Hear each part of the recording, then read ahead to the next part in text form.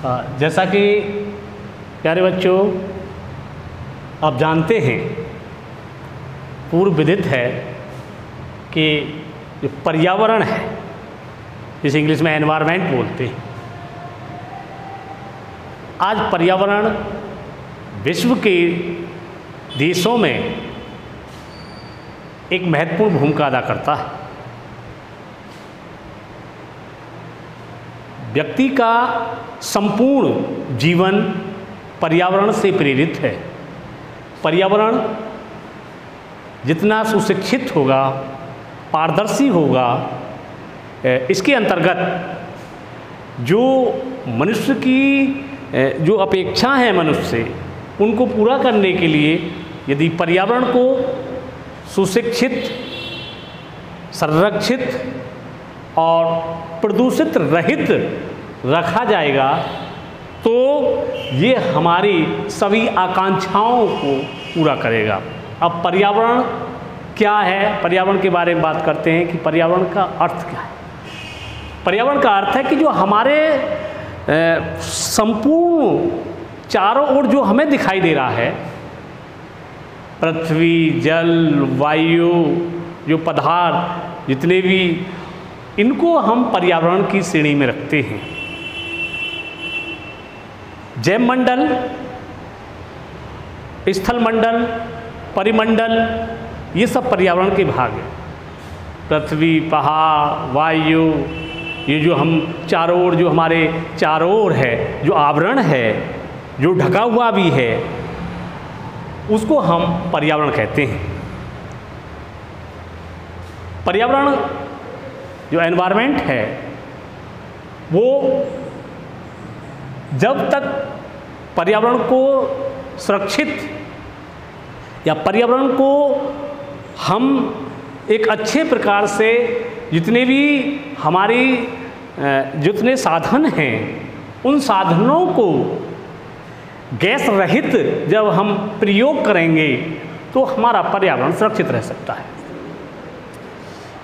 पर्यावरण जैव और अजैव, जो जैविक है यानी जो जीव जंतु हैं, जो जीव,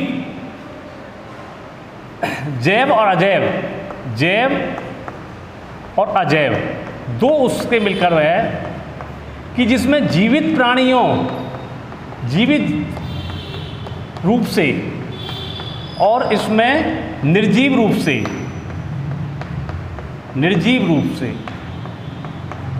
जो होते हैं, उसे हम अजैव उसके रूप में देखते हैं। हमारे जो पूरा मंडल है, एक प्रकार से, जैसे जैव मंडल,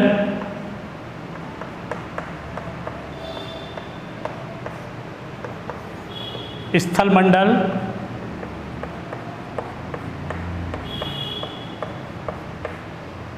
वायुमंडल,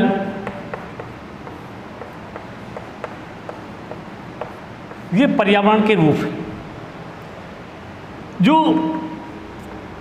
पूरे संसार में जो जीव जंतु, पेड़ पौधे जितने भी हैं, वो जैव मंडल के आधार, जो जीवित प्राणियों के रूप में, मानव के, जो मानव सहित सभी जो जीव जंतु, प्राणियाँ जितने भी होते हैं, वो जैव मंडल के अंतर्गत आते हैं। तो उसे हम जैव मंडल कहते हैं, पर्यावरण के। स्थल मंडल, जो लिथोस्फीयर है, जो स्थल मंडल है, वो जो स्थल पर जो भी हम चीज़ देख रहे हैं, जो हमारे स्थल पर है, उसे हम स्थल मंडल कहते हैं। यानी स्थल मंडल पर जो चीज़ दिखाई देती है, उसे स्थल मंडल कहते हैं। वायुमंडल, जो वायु का आवरण है, जो पूरी तरह से जो वायु आवरण दिखाई दे रहा है, उसे जो वायु मंडल कहते हैं। अब हमारे उसके अंतर्गत जो पारितंत्र हैं, पारितंत्र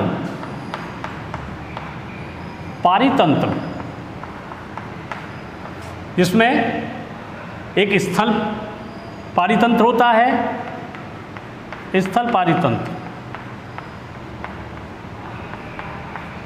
दूसरा जल पारितंत्र, जल पारितंत्र यानी इनका ये भी पर्यावरण के ही एक भाग हैं, जो पूरे विश्व में जो पर्यावरण का जो रूप है वो पारितंत्र के रूप में जाता है। इसी प्रकार बायोम, जो पूरे विश्व में जितना भी बायोम है वो भी पर्यावरण का एक भाग है, यानी पर्यावरण का एक रूप है बायोम। बायोम, जो बायोम है इसको कई रूपों में बांटा गया है। बायोम का अर्थ है कि जो हमारे सारी जो हमें जो पृथ्वी पर जो दिखाई दे रही हैं, आकाश, नभ और ये जितने भी समुद्र या जितने भी हो, यानी पूरे स्थल मंडल, जल मंडल, वायुमंडल का एक मिश्रित रूप होता है, यानी वो बायोम कहलाता है। अब बायोम कितने प्रकार का होता है? नंबर 1 जल बायोम, नंबर 2 वन बायोम, तीसरा स्थल बायोम,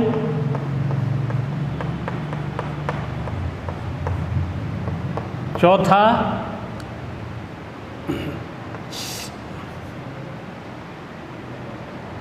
स्थल वायु, वन, जल और मरुस्थल वायु, मरुस्थल वायु,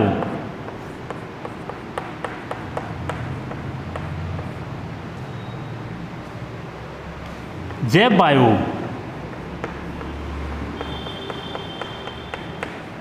यानी पूरा विश्व में जो पर्यावरण है वो जल के रूप में है, यानी समुद्र जो है वो पूरा पर्यावरण का भाग है।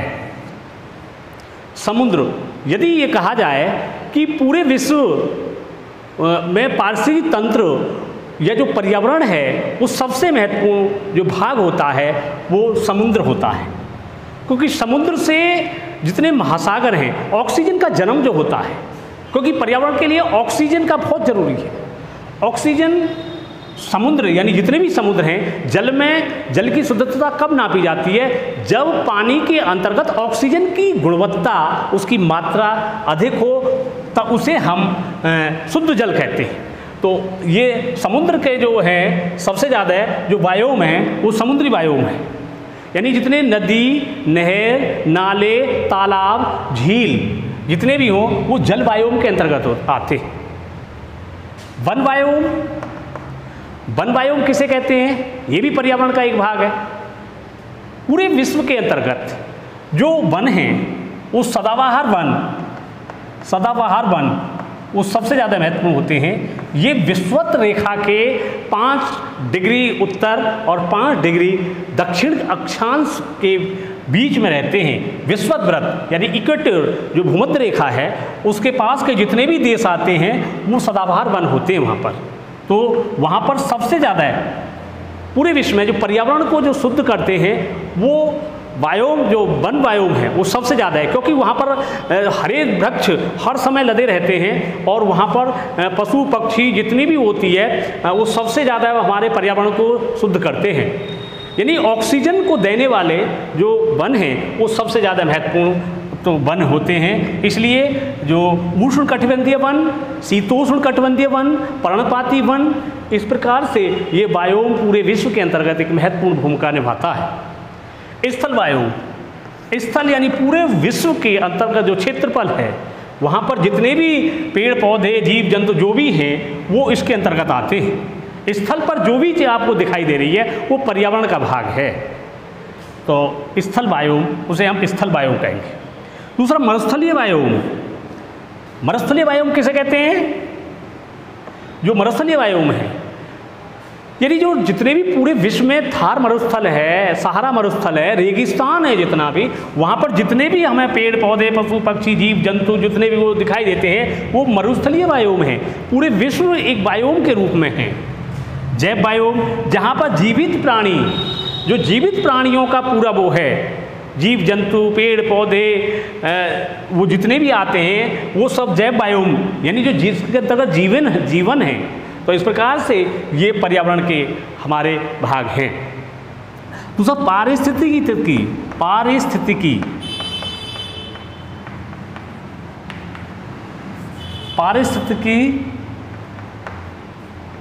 किसे कहते हैं? ये भी पर्यावरण के रूप में आता है। इसको इकोलॉजी बोलते हैं इंग्लिश में, इकोलॉजी। इनका जो फाउंडर थे वो टेंसले थे, जिन्होंने इसका पहले शब्द प्रयोग किया था। पारिस्थितिकी होता है जो हमारे चारों ओर जो हम देख रहे हैं, यानी इस प्रकार से जीव जंतु पेड़ पौधे, जो कोई व्यक्ति किसी एक मकान में रहता तो मकान में सभी सुविधाएं उपलब्ध होती हैं, तो उसी प्रकार से पारिस्थितिकी और पर्यावरण भी एक प्रकार से एक हाउस है और वहाँ पर सभी चीज़ों का एक मिश्रित रूप होता है, उसे हम पारिस्थितिकी तंत्र कहते हैं। और सबसे बड़ा विश्व का पारिस्थितिकी तंत्र जो समुद्र है, यानी समुद्र में सभी चीज़ वो पर्यावरण के लिए शुद्ध करने के लिए वो हैं। लेकिन आज विश्व में सबसे ज़्यादा जो हरित गैस हैं उनके कारण पर्यावरण सबसे ज़्यादा दूषित हो रहा है। पूरे विश्व के अंतर्गत आज विश्व में जो फर्स्ट नंबर पर है वो चीन सबसे ज़्यादा हरित गैसों का निस्तारण कर रहा है। दूसरे नंबर अमेरिका है जो हरित गैसों का निस्तारण कर रहा है। इसमें सबसे ज़्यादा हानिकारक होती है वो क्लोरोफ्लोरोकार्बन, सल्फर डाइऑक्साइड, जो अम्ल वर्षा के लिए उत्तरदायी होती है। तो उसके लिए पारिस्थितिक तंत्र पर एक विपरीत प्रभाव पड़ता है।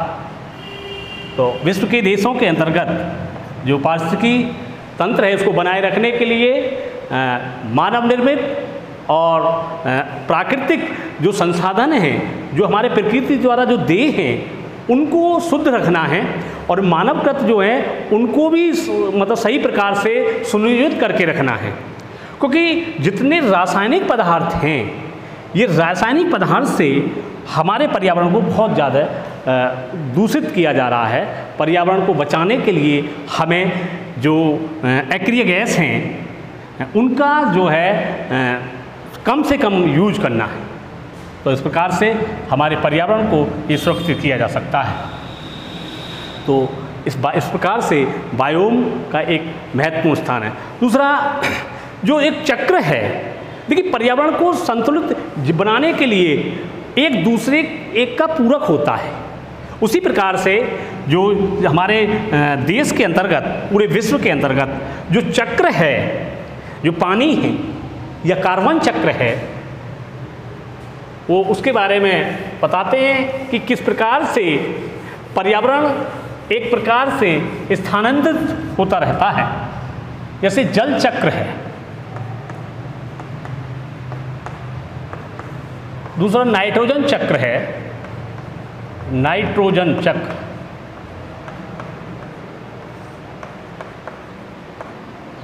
तीसरा कार्बन चक्र,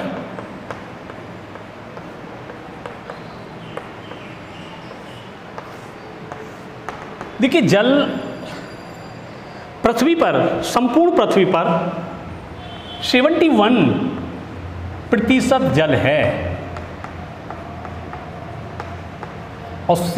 और 29% स्थल भाग। यानी जो जल है उसको कैसे शुद्ध किया जाए,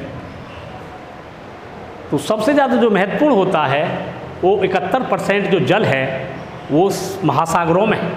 और ये इसका एक चक्र के रूप में वाष्पन के द्वारा, वायुमंडल पवनों के द्वारा, जब जो पवनें चलती हैं शीत ऋतु में, पवनें जो चलती हैं वो चलती हैं समुद्र से स्थल की ओर, और गर्मी में जो चलती हैं पवनें वो समुद्र से स्थल की ओर। तो उस प्रकार से समुद्र पर सबसे ज़्यादा जो बारिश होती है, क्योंकि वो वाष्प वहाँ जल वाष्प लेकर वो पूरा बारिश करती है और वो नदी नहर नालों में जो आता है वो फिर वहीं पर हो जाता है। तो इस प्रकार से हमारी पृथ्वी पर एक चक्र के रूप में जो है जल का होता है, यानी चक्र के रूप में ये वहीं जहाँ आता है वहीं पहुँच जाता है। नाइट्रोजन चक्र, देखिए पौधों के लिए सबसे ज़्यादा, जो जीवित प्रणाली और पौधों के लिए सबसे ज़्यादा नाइट्रोजन की आवश्यकता होती है। नाइट्रोजन को नाइट्रेट में कैसे बदला जाता है, ये नाइट्रोजन का जन्म कहाँ से होता है, नाइट्रोजन की उत्पत्ति कहाँ से होती है, ये मृदा से होती है। जो मृदा है, जो मिट्टी है, ये इसका वो है। और हमारे उसके जो केंचुए जो होते हैं वो मिट्टी को नीचे ले जाकर दोबारा वो मिट्टी को ऊपर लाते हैं और वो नाइट्रोजन को नाइट्रेट में बदल देते हैं। और 78% जो नाइट्रोजन है पूरे विश्व के अंदर, नाइट्रोजन 78%। तो इस प्रकार से नाइट्रोजन का होना बहुत ज़रूरी है। नाइट्रोजन को पूरी तरह से नाइट्रेट बदलने के लिए, यानी मृदा, और मृदा में रासायनिक पदार्थ जितने जाते हैं मृदा की शक्ति को समाप्त कर देते हैं, उर्वरा शक्ति को समाप्त कर देते हैं। तो इसलिए मृदा एक महत्वपूर्ण होती है। दूसरा कार्बन चक्र, जो हमारी कार्बन डाइऑक्साइड है, जो कार्बन डाइऑक्साइड जो पौधे के लिए जो हरित गैस होती हैं, यानी जो प्रकाश संश्लेषण के द्वारा जो पौधे अपना जो खाना बनाते हैं वो प्रकाश संश्लेषण के द्वारा होते हैं, जिसमें जल, वायु और सूर्य का प्रकाश के द्वारा वो कार्बन चक्र को बदल देते हैं। यानी जो मनुष्य जो ऑक्सीजन ग्रहण करता है और कार्बन डाइऑक्साइड निकालता है, और जो हमारे पौधे हैं वो ऑक्सीजन के लिए सबसे ज़्यादा रेस्पॉन्सिबल होते हैं और महासागर ऑक्सीजन के लिए सबसे ज़्यादा उत्तरदायी हैं। तो इस प्रकार से ये कार्बन को कार्बोहाइड्रेट के रूप में बदल देते हैं। कार्बोहाइड्रेट के रूप में बदल देते हैं। और ये कार्बन चक्र के रूप में फिर जो इसी के द्वारा जो कार्बन डाइऑक्साइड जो गैस है वो उसके द्वारा ही कार्बोहाइड्रेट के कार्बन चक्र के ही उसके द्वारा बनती है कार्बन डाइऑक्साइड। तो इसके लिए ये हमारे पर्यावरण के लिए सबसे ज़्यादा महत्वपूर्ण होता है। इसलिए जो हरित गैस हैं उनका सबसे ज़्यादा कम करनी चाहिए, जिससे कि हमारे पर्यावरण को नुकसान ना हो, एक संतुलित रूप में होना चाहिए। देखिए, संतुलन बनाए रखना बहुत ज़रूरी है। असंतुलन रहेगा तो पर्यावरण को सबसे ज़्यादा हानि पहुंचेगी। यानी समान उससे, जल का भी समान उससे उपयोग होना चाहिए और एक दूसरे के ऊपर निर्भर है। देखिए, पर्यावरण में क्या है, एक दूसरे पर एक दूसरा निर्भर है। जैसे सभी संसार पृथ्वी पर निर्भर है, वायु पर निर्भर है, यानी एक दूसरे का एक सहयोगी है, एक पूरक है। तो इसलिए पर्यावरण के लिए सबसे ज़्यादा महत्वपूर्ण होता है। तो पर्यावरण में सबसे ज़्यादा जो बचाने के लिए हमें जो जल है हमारा, ये बहुत ज़्यादा प्रदूषित है। आज जल में सबसे ज़्यादा रासायनिक पदार्थ जो होते हैं वो सबसे ज़्यादा होते हैं इसमें, रासायनिक। और हमारे जो पूरे विश्व में, भारत के अंतर्गत जो कानपुर है वो सबसे ज़्यादा प्रदूषित है, क्योंकि वहाँ गंगा नदी में सबसे ज़्यादा चमड़े का वो होता है, यानी चमड़े का उद्योग होता है। और इसलिए चमड़ा का मल जो होता है वहाँ कानपुर में जो गंगा में बहता है, इसलिए सबसे ज़्यादा प्रदूषित है। तो हमें प्रदूषण को बचाने के लिए, यानी प्रदूषण रहित होने के लिए पर्यावरण की रक्षा करनी बहुत ज़रूरी है। जब तक पर्यावरण की रक्षा नहीं होगी हमारे उसमें प्राकृतिक आपदाएं आती रहेंगी। देखिए, पर्यावरण का एक कारण है जो प्राकृतिक आपदाएं, मानव जनित आपदाएं जो आ रही हैं, वो इसके लिए मनुष्य रेस्पॉन्सिबल है, उत्तरदायी है पूर्ण रूप से। जितनी पूरे उसमें जो सुनामी, चक्रवात आते हैं, जो समुद्र में, बंगाल की खाड़ी, अरब सागर, जो चक्रवात एक चक्र के रूप में, और जैसे अभी केरल में आया, उड़ीसा में आया, उसी प्रकार से चीन में टाइफून आते हैं, ऑस्ट्रेलिया में बिलीबिलीज आते हैं। तो ये पर्यावरण का ही वो है, यानी पर्यावरण दूषित हो रहा है। इसलिए जो है वहाँ पर दाब, यानी गैस जो हमारी जो लो प्रेशर और हाई प्रेशर, यानी उसके द्वारा जब वहाँ मिल जाता है तो उसके कारण एक बवंडर, एक चक्रवात का रूप धारण कर लेता है। तो ये जो है जल के उसके कारण ही होता है, क्योंकि ये जो खगोल शास्त्री, जो भूगोल शास्त्री है वो बताते हैं कि जो हमारी जो ये हरित गैस हैं, हरित गैस ये जो होती है ये अंतरिक्ष में नहीं जा रही, जो अंतरिक्ष है उसमें नहीं जा रही हैं, और ये पृथ्वी के नीचे जा रही हैं, ये पृथ्वी के नीचे जा रही हैं, यानी पृथ्वी के टेम्परेचर को बढ़ा रही हैं ये, जिससे कि हमारी जो प्लेटें हैं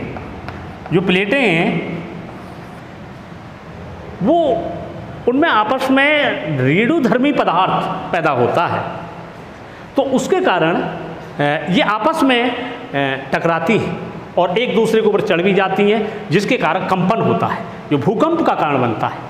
ये हरित गैसों के पृथ्वी के अंदर नीचे जाने से ज्वालामुखी जो पैदा होता है, भूकंप जो होता है वो प्लेटों के कारण होता है। कभी कभी पृथ्वी नीचे धंस जाती है, कभी कभी ऊपर उठार हो जाता है।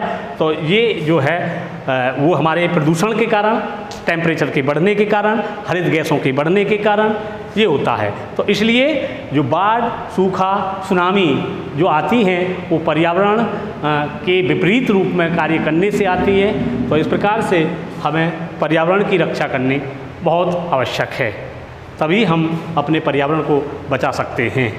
तो पर्यावरण के अंतर्गत ये हमारी जितनी भी वो हैं वो सबसे ज़्यादा महत्वपूर्ण मानी जाती हैं। हमें पर्यावरण की सुरक्षा करनी चाहिए, इसलिए जो है इनका जो हरित गैसें इनको कम करनी चाहिए, इनका प्रयोग नहीं करना चाहिए और ज़्यादा से ज़्यादा हमें पेड़ों को लगाना चाहिए। ऑक्सीजन की दायक होते हैं, पूर्ण रूप से कार्बन डाइऑक्साइड को सोख लेते हैं और इस प्रकार से जो सल्फर डाइऑक्साइड गैस है, क्लोरोफ्लोरोकार्बन गैस है, उसका निस्तारण ख़त्म कर देते हैं, यानी उस पर प्रतिबंध लगाते हैं। इसलिए ज़्यादा से ज़्यादा इस पर्यावरण को सुरक्षित रखने के लिए पेड़ों की बहुत ज़्यादा आवश्यकता है। दूसरा, जो कीटनाशक जो पदार्थ होते हैं, जो रासायनिक पदार्थ होते हैं, उनको मृदा मतलब ज़मीन में कम से कम लगाना चाहिए, जिससे कि ज़मीन की जो उर्वरा शक्ति है वो ख़त्म नहीं होनी चाहिए। तो इस प्रकार से इस चीज़ का प्रयोग करना बहुत ज़रूरी है। और जीवन के प्रत्येक उसमें जो है क्षण हमें जो है पर्यावरण को बचाए रखना है, पर्यावरण को सुरक्षित रखना है। जो जितना भी जो वैसी जो मलबे हैं, जो पन्नी हैं या जो भी ऐसे पदार्थ हैं, उनको नष्ट कर देना चाहिए। और हमें ये पराली और ये जितनी भी है ये नहीं जलानी चाहिए, जिससे पर्यावरण दूषित होता है। और चिमनियों के जो भट्टे होते हैं, चिमनियाँ होती हैं, उनको जो है ऊंचाई पर लगाना चाहिए और जिससे भी और हमें एक अच्छे प्रकार का एंथ्रेसाइट प्रकार का कोयला प्रयोग करना चाहिए, जिससे कि पर्यावरण दूषित ना हो। तो इस प्रकार से ये सबसे ज़्यादा मनुष्य के लिए बचाव की ज़रूरी है, इसलिए पर्यावरण सुरक्षित रह सकता है। धन्यवाद।